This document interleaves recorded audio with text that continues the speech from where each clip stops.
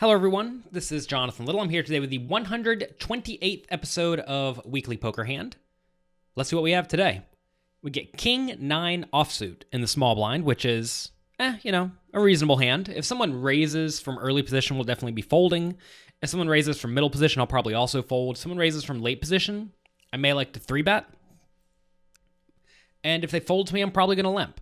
The player in the big blind in this hand is an older player, maybe 45 or 50, let's call him 40 years old, 40 or 45 years old, and he is known to be a very good high-stakes online player. There aren't very many good high-stakes older online players, so maybe you all can figure it out if you want to have a quiz for yourself. He's a European player, very well-respected, though, so he's a good player, knows what he's doing. This is from a 10,000 euro high roller event, so large buy-in tournament.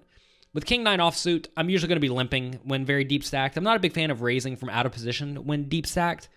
I think it's certainly possible to develop a strategy where you are raising some hands, and this hand probably fits into that range at the bottom of it. But I think limping is also perfectly a fine strategy. So I'm going to limp. Older guy's going to raise 600, as he will with a lot of hands, and I like to just call. Flop comes Queen, Jack, 10.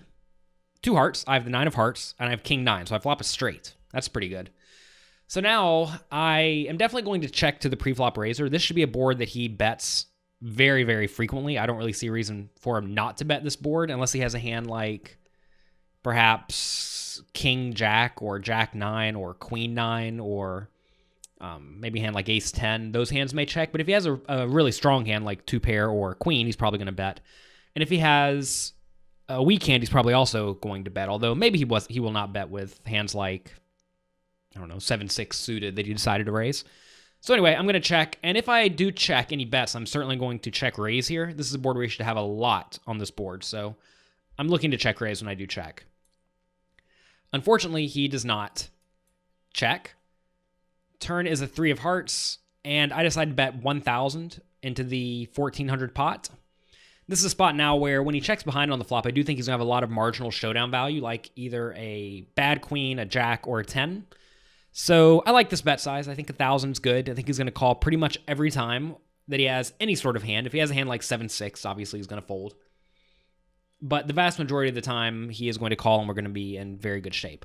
There are 3 hearts available on the board, or 3 hearts on the board, so now he could have a flush draw with a hand like Ace of Hearts, 4 of Diamonds that he decided to check back on the flop. But that's about it. The only cards I really don't want to see on the river are a king or a heart. Pretty much every other river card is safe enough to continue barreling because it's pretty unlikely that he has 2 pair on the flop, so I'm not really worried about a full house going to the river. River is the 7 of hearts completing the flush. I have the 9 of hearts, so I do have a flush here, which, a lot of people are happy when they improve from a straight to a flush, but in reality here our hand got a lot worse. We went from the second nuts to now I don't even know how far down the nuts it is. We're certainly not loving our hand. So, obviously the ace, the king, and the ace and the king beat us, but ace, king, and 10 beat us. So all those combinations of hands that have those now improve, and there should be a pretty good amount of those. So I'm definitely going to check this river, and now I have to decide if we're going to check call or check fold if he bets. And I think my hand's probably just a little bit too good to check fold. Of course, he could just easily have a hand like Ace of Hearts, 4 diamonds. And I think this player is good enough to value bet with the king and perhaps the 10. So I think that he has all of the value bets in his range. The question now becomes, will he bluff with a hand like Jack 9 or 10-9 or a hand, I guess, will he value bet a hand like Pocket 8s with the 8 of Hearts? Or Pocket 6s with the 6 of hearts. And I think that's probably a no. So, in order for me to call here, I pretty much have to assume he's going to be bluffing with a hand that has a pair. And I think that's kind of optimistic. I'm not too sure he's going to be betting with a hand that has a pair, especially for this sizing. I think a lot of players will just check back with their hands like Jack 9 on this river, hoping to win whenever I have nothing. So looking at this now, I think I should probably make a snug fold. I don't like folding in this spot, but I think I could very easily have the king or the 10 of hearts. And this actually shows why it's important to check with those hands so that you can check call. Because if you are folding this 9 of hearts, and this is near the top of your range because maybe you decide to value bet with the 10 or the king of hearts, that means you're folding a lot of the time when you check, and you definitely don't want that to happen. So I do check, my opponent bets, and I think I pay him off this time. I do pay him off, and I don't think paying him off is particularly horrible, and it could certainly be fine in some sort of game theory optimal strategy, because this hand is just, it's hard to have much better than this hand. So for me to fold this, you have to essentially make your range such that you do have a lot of better hands, like the nut flush, the king high flush, and the 10 high flush. And like I just said, I probably don't have too many of those in this spot. So you don't want to put yourself in a scenario versus a good player where you're check folding almost everything. You want to make sure if you are planning to check fold a lot, you at least put all of your value hands in there as well, so you can check call with those.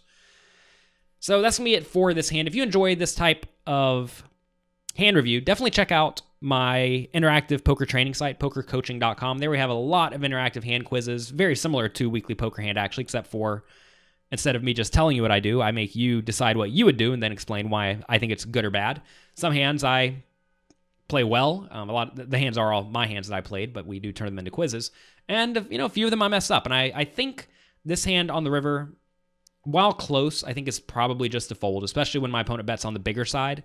It's just hard to find very many bluffs for him to even have, unless he's turning a hand like Jack 9 into a bluff, and I'm not sure my opponent would even do that. So sometimes I mess up, and it's important to analyze those scenarios looking back and make sure you don't make these same mistakes in the future. So anyway, if you like this, check out pokercoaching.com. We have a free quiz there you can try to see if you do enjoy it.